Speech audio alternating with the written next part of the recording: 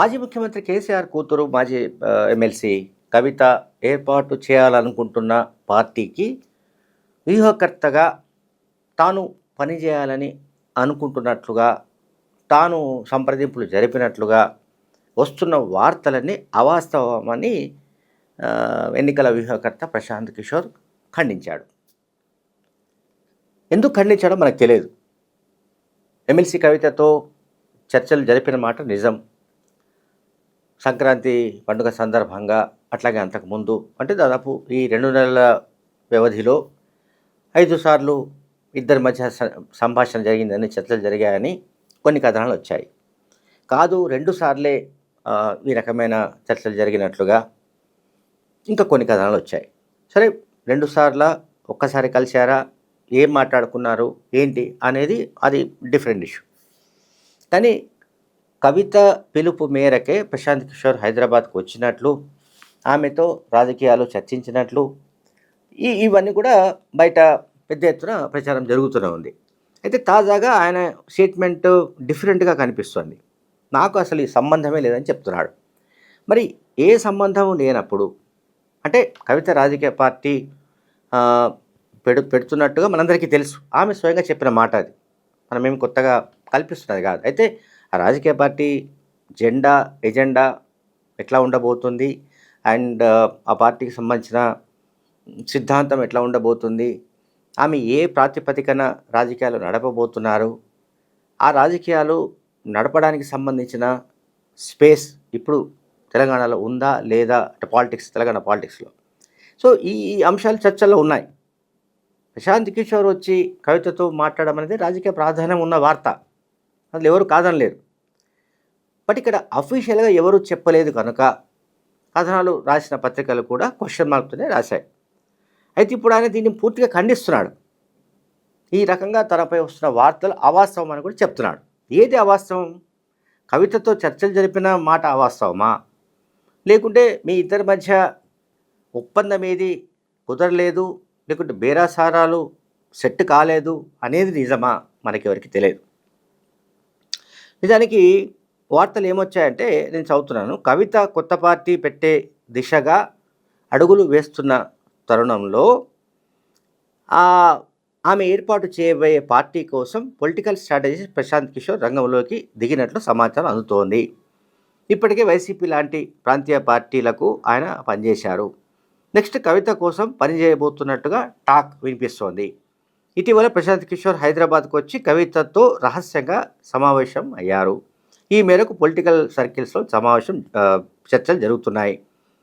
హైదరాబాద్లోని ఒక ప్రముఖ హోటల్లో వీళ్ళ సమావేశం జరిగినట్లు ఒక సమాచారం, ఒక వార్త బయటకు వచ్చింది. సో సంక్రాంతి పండుగ సందర్భంగా ప్రశాంత్ కిషోర్తో ఆమె సమావేశమైనట్లుగా సమాచారం ఉంది.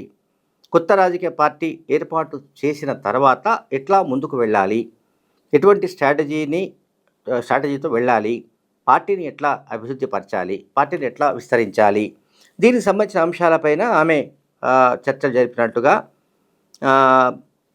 వార్తలు వచ్చాయి. అయితే ఈ వార్తల్ని ఆయన తోసిపుచ్చుతున్నారు. సో ఈ తోసిపుచ్చడం వెనుక ఏదో రాజకీయ కారణం ఉండాలి 100%, లేకుంటే తోసిపుచ్చే అవకాశం లేదు. నేను ఇదివరకు కూడా వీడియో చేశాను. ప్రశాంత్ కిషోర్ అనే మనిషి, ఆయన రాజకీయ వ్యూహకర్త నుంచి రాజకీయ నాయకుడిగా మారాడు. జనసురాజ్ అనే పార్టీ పెట్టాడు. ఆ పార్టీ కంప్లీట్గా ఫ్లాప్ షో. సో ఆ ఫ్లాప్ షో తర్వాత మళ్ళీ తన పూర్వాశ్రమమైన ఈ ఎన్నికల వ్యూహ రచనా రంగం ఏదైతే ఉందో దాన్ని మళ్ళీ ఆయన ఎంపిక చేసుకున్నట్లుగా మనకు అర్థమవుతోంది. సో ఇప్పుడు ఎవరు పిలిస్తే అక్కడికి వెళ్తాడు ఆయన. అందులో ఎవరికి ఏ రకమైన అనుమానం లేదు. ఆయనకి డబ్బుతో పని.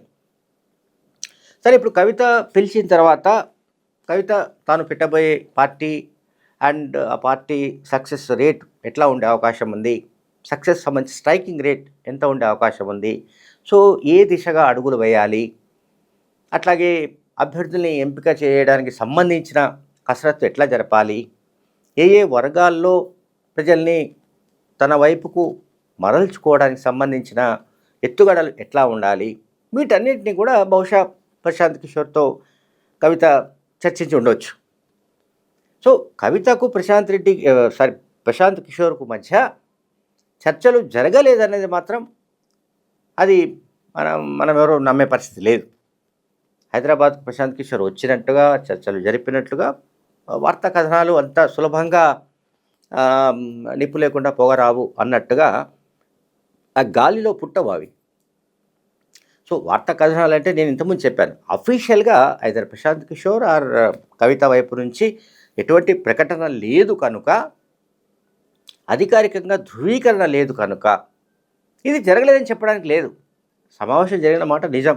ఎన్నిసార్లు సమావేశాలు జరిగాయనేది వేరే విషయం. ఇద్దరి మధ్య చర్చలు కూడా జరిగాయి, ఇద్దరి మధ్య రాజకీయాలు చర్చించారు. ఈ సందర్భంగా నేనేమనుకుంటున్నానంటే ఖచ్చితంగా ఏదో సంథింగ్ అగ్రిమెంట్, అంటే ఒప్పందం ఏదో ఉండాలి కదా. ఒప్పందం ఎన్ని వందల కోట్లు ఏంటి, దీనికి సంబంధించిన విషయాల్లో ఏదైనా తేడా వస్తే బహుశా దాంతో ఆయన విత్డ్రా చేసుకున్నట్టుగా మనకు అర్థమవుతుంది. అందువల్లనే ఆయన నాకు అసలు సంబంధమే లేదు, నేను అసలు మాట్లాడలేదు, చేయలేదు, ఈ ఈ రకంగా వస్తున్న కథనాలన్నీ కూడా వాస్తవాలని ఆయన తోసిపుచ్చాడు. అందువల్ల ఏంటంటే ప్రశాంత్ కిషోర్ని ఆమె వ్యూహకర్తగా ఎంపిక చేసుకోవడం విషయం లోపల మనకెవరికి అభ్యంతరం లేదు. అంటే ఆమె ఇష్టం అది. వ్యూహకర్తగా ప్రశాంత్ కిషోర్ పనిచేస్తాడా, మరొకరు ఎవరినైనా ఆమె పిలిపించుకుంటారా, ఏ రకంగా ఈ అంటే ఆమె రాజకీయ ప్రస్థానం భవిష్యత్తు, ఆమె రాజకీయ భవిష్యత్తు ఎట్లా ఉండబోతుంది ఏంటనేది మనం ముందుగానే జోస్యం చెప్పడం సరైనది కాదు.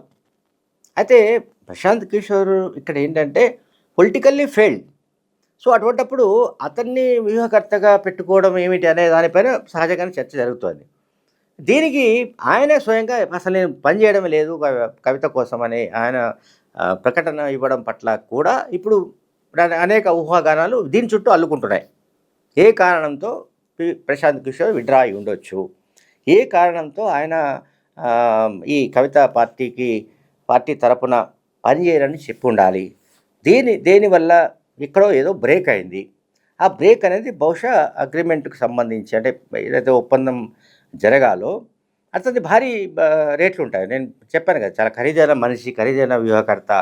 అటువంటప్పుడు ఆయన ఏది ఇది ఉంటుందో, ఆ మెనూ ఏదైతే ఉంటుందో, మెనూ కార్డ్ ఏదైతే ఉంటుందో ఆయనది చాలా హెవీ రేట్స్ ఉంటాయి. సో అందువల్ల దాన్ని ఒకవేళ తట్టుకునే వాళ్ళైతేనే, దండిగా సంపద ఉండి ధనబలం ఉంటే తప్ప హ్యాండిల్ చేయడం చాలా కష్టం. సో ఈ నేపథ్యంలో మరి కవితతో అసలు తెగతెంపులు చేసుకోవడం అనేదే ఒక, అంటే నేను అంటే అతను రంగంలోకి దిగిన తర్వాత, మాట్లాడిన తర్వాత కొన్ని రోజులు పనిచేసి ఆ తర్వాత తప్పుకోవడం ఒక పద్ధతి. ఎందుకంటే గతంలో బీఆర్ఎస్ పార్టీకి సంబంధించిన వాళ్లకు, బీఆర్ఎస్ పార్టీకి 2023 ఎలక్షన్స్కి ముందు ఇది జరిగింది, ఈ తతంగం అంతా జరిగింది. ఆ తర్వాత ఆయన విత్డ్రా అయ్యాడు. ఎందుకు విత్డ్రా అయ్యాడో సంగతి ఇప్పటికీ తెలియదు. సో ఇప్పుడు కవిత విషయంలో కూడా అదే జరుగుతుంది. అయితే ఇప్పుడు ఇక్కడ ఇంకొక వదంతి అంటున్నాను. అందుకనే ఇది ఏమీ కన్ఫర్మ్డ్ ఇన్ఫర్మేషన్ కాదు. వదంతులు ఏంటంటే కేటీఆర్ మరొకరో ఎవరో ప్రశాంత్ కిషోర్కు చెప్పారని, లేదా ప్రశాంత్ కిషోర్కు ఏదో రకంగా కబురు పంపారని, మీరు కవితతో పనిచేయరాదని బీఆర్ఎస్కు సంబంధించిన వర్గాలే ఎవరో ప్రశాంత్ కిషోర్కు చెవిన వేశారని. ఎందుకంటే ఇప్పుడు కవిత ఇప్పుడు యాజ్ ఇట్ ఈస్గా ఈరోజు ఆమె బలం ఏమిటో మనకెవరికి తెలియకపోవచ్చు, కానీ ఆమె గెలవకపోవచ్చు, అది కూడా వేరే విషయం. కానీ ఆమె పార్టీ గెలవకపోవచ్చు, ఆమె పార్టీ అధికారంలోకి రాకపోవచ్చు, అంతా వేరే విషయం. కానీ బీఆర్ఎస్ పార్టీ అధినేత కూతురు కనుక ఆమె చెప్పే విషయాల పట్ల ప్రజల్లో విశ్వసనీయత ఉంటుంది కనుక ఆమె పార్టీ వల్ల ప్రతి నియోజకవర్గంలో కనీసం 2,000, 3,000, 5,000 ఓట్లను, బీఆర్ఎస్ పార్టీకి సంబంధించిన ఓట్లను డ్యామేజ్ చేసే అవకాశం ఉందన్న ఒక వాదన అయితే ఉంది. ఆ వాదన కారణంగా బహుశా బీఆర్ఎస్ వాళ్ళే ఎవరో ప్రశాంత్ కిషోర్కు చెప్పి బ్రేక్ వేయించినట్టుగా కూడా ఒక వదంతి వ్యాప్తిలో ఉంది. Thank you very much.